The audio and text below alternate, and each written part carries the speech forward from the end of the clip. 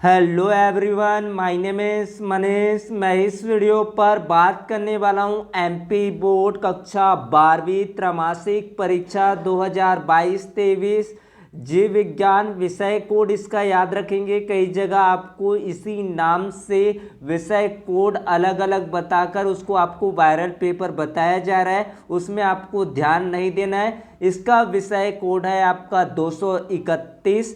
पूर्णांक रहेगा 70 अंकों का। 19 प्रश्न आपको पूछे जाएंगे। 3 घंटे का समय रहने वाला है।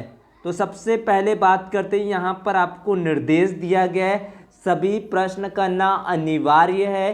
प्रश्न क्रमांक 1 से 4 तक वस्तुनिष्ठ है। प्रत्येक प्रश्न में 1 गुना 7 अंक निर्धारित है। प्रश्न क्रमांक 5 से 12 प्रत्येक प्रश्न 2 अंक का रहेगा। प्रश्न क्रमांक 13 से 16 प्रत्येक प्रश्न रहेगा 3 अंक का। 17वां प्रश्न रहेगा वो 4 अंक का रहेगा। 18वां और 19वां प्रश्न रहेगा वो 5 अंक का रहेगा, जिसको 120 शब्दों पर उत्तर देना। ये रहा आपका निर्देश। तो सबसे पहले सेक्शन में आपको ऑब्जेक्टिव क्वेश्चन बताया गया था और साथ में उसका उत्तर भी आपको बताया गया था, उसको आपको याद कर लेना था। अब बात करते हैं प्रश्नों के उत्तर को। तो इस वीडियो पर बात करेंगे प्रश्न क्रमांक 5 से लेकर यहाँ पर जितने भी आपको प्रश्न कराए जा रहे हैं उनको आपको याद करना है। बचा हुआ आपको अगले वीडियो पर बताया जाएगा। इसी तरीके से आपको पूरा पेपर सॉल्व कराया जाएगा। तो वीडियो को ज़्यादा से ज़्यादा लोगों तक शेयर करें, यूट्यूब चैनल को सब्सक्राइब कर ले, टेलीग्राम ग्रुप को भी ज्वाइन कर लीजिए। लिंक उसका डिस्क्रिप्शन बॉक्स पर मिल जाएगा, या चैनल के नेम से ही आप टेलीग्राम सर्च कर लेंगे तो आपको टेलीग्राम पर मिल जाएगा। स्वपरागण की कोई 2 महत्व आपको लिखना है।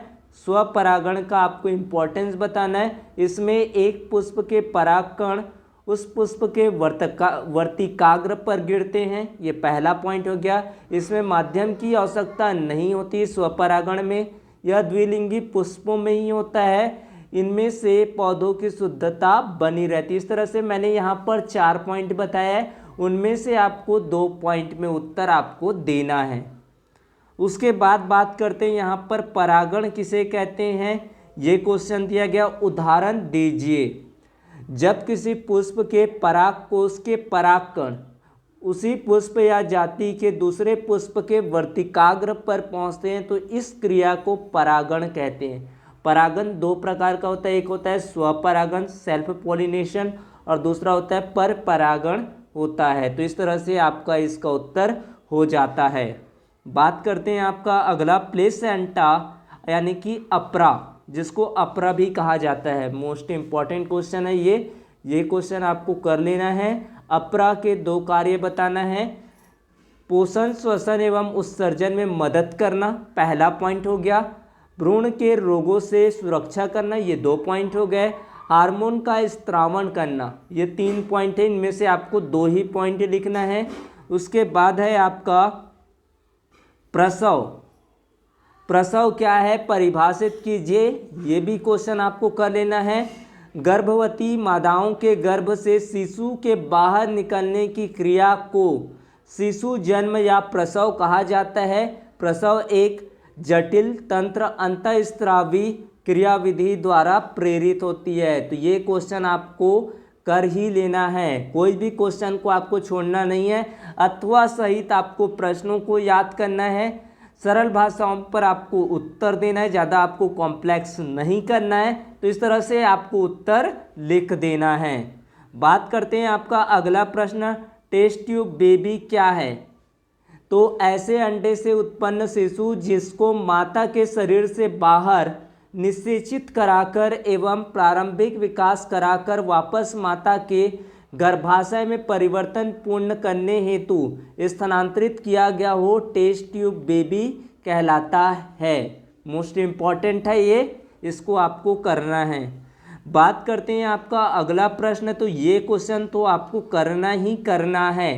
मेंडल ने अपने प्रयोग में मटर के पौधों का चयन क्यों किया, क्या कारण है, इसको आपको बताना है। तो मटर का जीवन चक्र छोटा होता है, जिससे प्रयोग करने में कम समय लगता है। इसमें परागण द्वारा सरलतापूर्वक संकरण किया जा सकता है। मटर में काफ़ी स्पष्ट विपर्यायी या विपरीत लक्षण होते हैं। तो इस तरह से आप उत्तर दे सकते हैं। आसान है, आप जल्दी इसको याद कर लेंगे।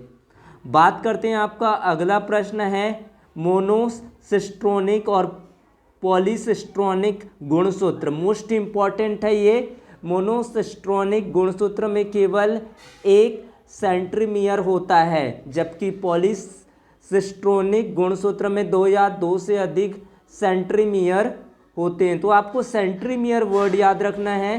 तो इसमें आपका एक सेंट्रीमियर होता है आपका मोनोसिस्ट्रोनिक में, और इसमें दो या दो से ज़्यादा सेंट्रीमियर होते हैं। कभी कभी सेंट्रोमियर पूरे गुणसूत्र पर विसरित अवस्था में पाए जाते हैं। ऐसे गुणसूत्र को होलोसेंट्रिक कहते हैं। तो इस तरह से आपको उत्तर देना है।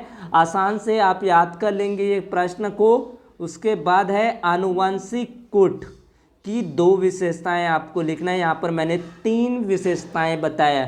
आनुवंशिक कूट हमेशा ट्रिप्लेट होता है, यानी नाइट्रोजन बेस के समूह में रहता है। ये पहला पॉइंट हो गया, याद भी हो गया होगा। आनुवंशिक कूट हमेशा कैसा होता है? ट्रिप्लेट होता है, नाइट्रोजन बेस के समूह में रहता है।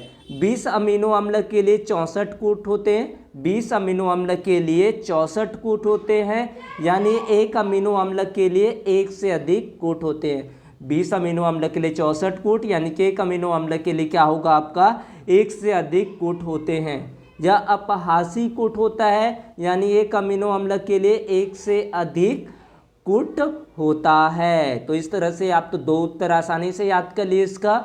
इस तरह से आपको याद करना है आनुवंशिक कूट की विशेषताएं। बात करते हैं, आपका अगला प्रश्न है एंडोस्पर्म, यानी कि आपका भ्रूणपोष किसे कहते हैं? भ्रूणपोष बीज का मुख्य भोज्य पदार्थ संग्रहण ऊतक होता है।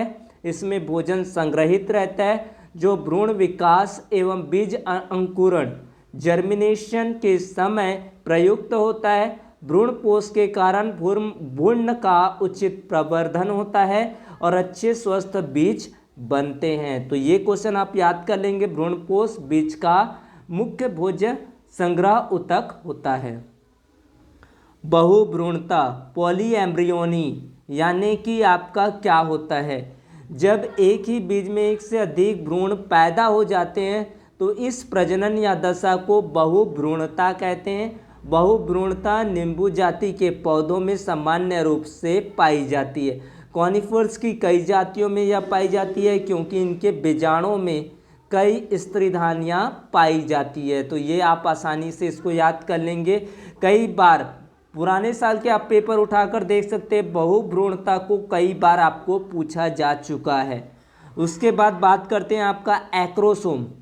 एक्रोसोम के 2 कार्य आपको लिखना है। तो एक्रोसोम का कार्य क्या है? मुख्य कार्य अंडाणु को सक्रिय करना होता है। ये पहला पॉइंट आप बना लिए। एक्रोसोम का मुख्य कार्य अंडाणु को सक्रिय करना होता है। इसमें अपघटनी एंजाइम पाया जाता है। कौन सा एंजाइम होता है आपका? अपघटनी एंजाइम पाए जाते हैं, जो अंडाणु की बाहरी परत घोलने का कार्य करता है। अंडाणु की बाहरी परत को घोलने का कार्य करता है। बात करते हैं आपका अथवा पर। फैलोपियन ट्यूब की 2 कार्य बताना है। तो सभी को पता है फैलोपियन ट्यूब का कार्य जो स्त्री के आपका जनन तंत्र में पाया जाता है। निषेचन की क्रिया फैलोपियन ट्यूब में ही होती है। पहला पॉइंट बन गया ये। दूसरा, अंडोत्सर्ग के पश्चात अंड को ग्रहण करना, ये कौन काम करता है आपका? फैलोपियन ट्यूब करता है। बात करते हैं आपका अगला प्रश्न, एक संकर क्रॉस क्या है? एक ही लक्षण के विपर्यासी पौधों के मध्य संकरण एक संकर क्रॉस कहलाता है। जैसे मटर के लंबे व बौने पौधों के मध्य कराया गया संकरण F1 पीढ़ी में सभी पौधे लंबे किंतु विषम युग्मजी टी होते हैं। F1 पीढ़ी में लंबेपन के लिए उत्तरदायी कारक टी बौनेपन के कारक है जो प्रभावी होता है। इस तरह से आपको मोनोहाइब्रिड क्रॉस के बारे में बताना है। उसके बाद है आपका द्विसंकर क्रॉस क्या होता है? तो द्विसंकर क्रॉस जब 2 जोड़ी विपर्यासी लक्षणों को अध्ययन करने के लिए माता पिता में क्रॉस कराया जाता है। किस में कराया जाता है? माता पिता में क्रॉस कराया जाता है। इसे डाई हाइब्रिड क्रॉस यानी कि द्विसंकर क्रॉस कहते हैं। F1 पीढ़ी में द्विसंकर क्रॉस से प्राप्त फिनोटाइप अनुपात को द्विसंकर लक्षण सूत्री अनुपात कहते हैं। तो इस तरह से आप उत्तर दे सकते हैं, कोई भी आपको उत्तर आसानी से आप याद कर सकते हैं, ज़्यादा आपको कॉम्प्लेक्स नहीं है, आप याद करें। अगले वीडियो पर आपको 19 तक के पूरे उत्तर बताया जाएगा, तो वीडियो को ज़्यादा से ज़्यादा लोगों तक शेयर करें। धन्यवाद।